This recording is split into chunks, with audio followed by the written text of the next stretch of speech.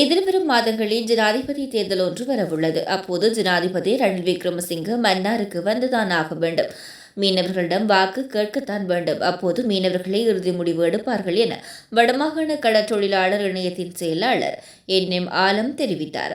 மன்னாரில் இன்று வெள்ளிக்கிழமை மதியம் இடம்பெற்ற ஊடக சந்திப்பின் போது அவர் இவ்வாறு தெரிவித்தார்.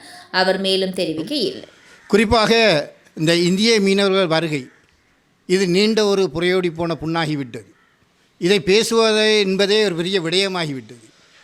கடந்த 16ஆம் தேதி மன்னாருக்கு விஜயம் செய்திருந்த அதிமேதகு ஜனாதிபதி அவர்களை சந்திப்பதற்கு, குறிப்பாக வடக்கு சார்ந்த மீனவர்கள் தொடர்ச்சியாக முகம் கொடுத்து வருகின்ற பிரச்சனைகள் தொடர்பாக வடமாகாணத்துக்கான அவரின் ஒவ்வொரு விஜயத்தின் போதும் நாங்கள் விடுத்த கோரிக்கை தான் மீனவர்கள் தொடர்பான பிரச்சனையை சந்திப்பதற்கு ஒரு வாய்ப்பை தருமாறு யாழ்ப்பாணத்திலும் சரி மன்னாரிலும் சரி நாங்கள் விடுத்த கோரிக்கைகள் நிராகரிக்கப்பட்டிருக்கின்றன. குறிப்பாக ஜனாதிபதி அவர்களின் வருகை எதற்கானது என்பது கூட இப்போது கேள்வியாகிவிட்டது. அவரின் நிகழ்ச்சி நேர திட்டம், அதாவது வடக்கில் இருக்கின்ற பல வளங்களை எவ்வாறு அந்நியருக்கு விற்கலாம் அல்லது அந்நியரின் கையில் கொடுத்து எவ்வாறு இந்த நாட்டுக்கான வருவாயை பெற்றுக்கொள்ளலாம் என்பதை மாத்திரமே கொண்டதாகவே காணப்படுகின்றது. வளங்கள் என்று நான் கூறும்போது நிலமாக இருந்தாலும் சரி, அது கடலாக இருந்தாலும் சரி, இந்த இரண்டையும் மையப்படுத்தியதாக இன்று மன்னார் தீவும் சரி, வடமாகாணத்தில் இருக்கின்ற ஏனைய மாவட்டங்களிலும் இவ்வாறான நிலை காணப்படுகின்றது. குறிப்பாக கடலில் இருக்கின்ற அனைத்து வளங்களும் இன்றைக்கு இந்தியாவுக்கு கையளிக்கப்பட்டாகிவிட்டது. அது பாலம் போடுவதிலிருந்து அவர்களுக்கான கப்பல் போக்குவரத்திலிருந்து கரையில் இருக்கின்ற வளங்களை காற்றலை மின்கோபுரம் அமைத்தல், அது மண்ணகழ்வு என்ற பல கோணங்களில் இங்கிருக்கின்ற வளங்கள் நிலங்கள் எல்லாமே இந்தியாவுக்கு கையளிக்கப்பட்டு விட்டது. அது மன்னாரில் மாத்திரமல்ல, வடக்கிலும் இதே நிலை தான். ஆனால் இந்த நிலையிலும் நாங்கள் அதிமேதகு ஜனாதிபதி அவர்களை சந்திப்பதற்காக மீண்டும் மீண்டும் வலியுறுத்துவது எமது மீனவர் பிரச்சினை தொடர்பாக கதைப்பதற்காக மாத்திரமே. எந்த அபிவிருத்திக்கும் நாங்கள் தடையானவர்கள் அல்ல. எங்களது வாழ்வாதார பிரச்சனையை கதைப்பதற்கு அவரை அணுகும்போது கூட அவர் அதை தட்டி கழிக்கின்றார். குறிப்பாக யாழ்ப்பாணத்திலும் சரி மன்னாரிலும் சரி நாங்கள் விடுத்த கோரிக்கைகள் தட்டி கழிக்கப்பட்டிருக்கின்றன. ஏன் இவ்வாறு நடக்கின்றார்கள்?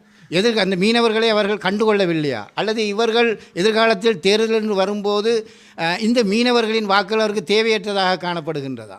அல்லது அந்த மாவட்டம் அல்லது இந்த மாகாணம் கைவிடப்பட்ட ஒரு மாகாணமாக அவர் கருதுகின்றார்களா என்ற கேள்வியும் இருக்கின்றது. எனவே இங்கு ஒன்றை நாங்கள் பதிவு செய்து கொண்டோம். எதிர்வரும் ஜனாதிபதி தேர்தல் ஒன்று விரைவில் வரப்போகின்றது.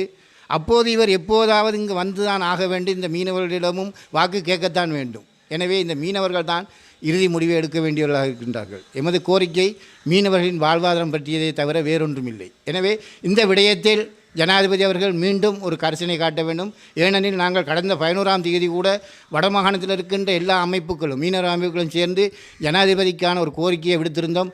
அதுக்கு கூட செவி சாய்க்கவில்லை. நேற்று வருகை தந்திருந்த இந்திய வெளிவார அமைச்சரிடம் இந்த மீனவர் தொடர்பான பிரச்சினை அன்றைய மன்னார் மாவட்டத்தில் நடைபெற்ற அபிவிருத்தி குழு கூட்டத்தில் ஜனாதிபதி அவர்கள் கூறிய விடயம், இந்திய வெளிவார அமைச்சர் வருகையும் போது இந்த மீனவர் பிரச்சனை கட்டாயம் பேசுவேன் என்று கூறியிருந்தார். ஆனால் அந்த பேச்சு எதுவுமே இன்று அரச தரப்பால் எடுக்கப்பட்ட பேச்சுவார்த்தைகள் நடைபெறவே இல்லை.